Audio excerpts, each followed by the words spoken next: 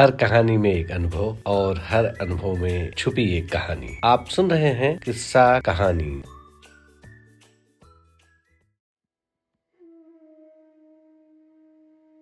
पहाड़ अपने भीतर कई रहस्य छुपाए रहते हैं। कुछ रहस्य पत्थरों पर लिखे होते हैं और कुछ पानी की सतह पर चांदनी बनकर उतरते हैं। कहते हैं हिमालय की गोंद में बसे एक छोटे से गांव के ऊपर एक ऐसा ताल है जहां हर पूर्णिमा की रात सिर्फ चांद ही नहीं उतरता बल्कि उतरती है एक अनकही कथा। तो आज की कहानी उसी चंद्रताल की है। आंखें बंद कीजिए और चलिए मेरे साथ पहाड़ों की ओर। चंद्रताल की पुकार। बहुत समय पहले हिमालय की ऊंची चोटियों के बीच बसे एक छोटे से गांव में लोग बड़े सादे और शांत जीवन जीते थे। गांव के ठीक ऊपर देवदार के घने जंगलों से घिरा एक छोटा सा ताल था, चंद्रताल। कहते हैं उस ताल का पानी साधारण नहीं था। पूर्णमासी की रात उसमें चांद उतर आता था।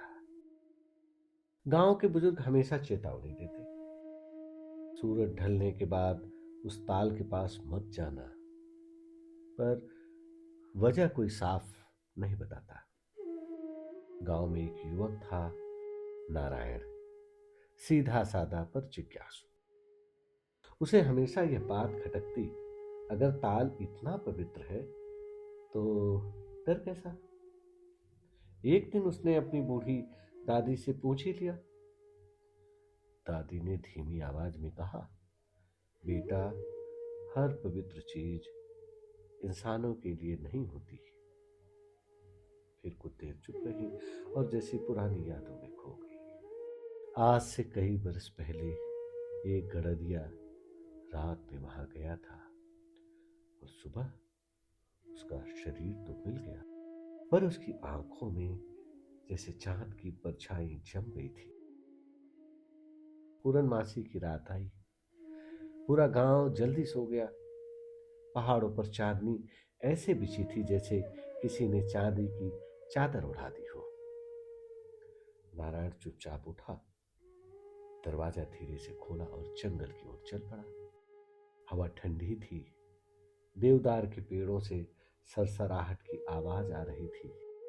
जैसे जैसे वह ऊपर चढ़ता गया, सन्नाटा और गहरा होता गया। जब वह चंद्रताल के पास पहुंचा, उसने जो देखा, उसे देखकर उसकी सांस थम गई। ताल का पानी बिल्कुल स्थिर था और सचमुच पूरा चांद उसमें उतर आया था। पर अचानक पानी में हल्की सी लहर उठी और उस लहर के बीच उसे किसी स्त्री की आकृति दिखाई दी।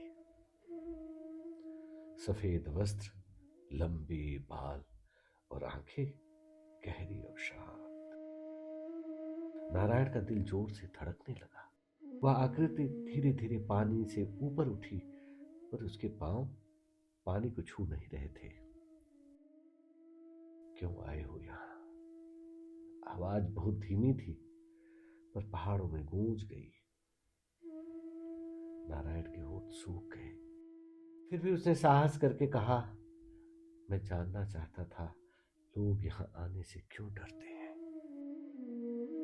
कुछ क्षण सन्नाटा रहा।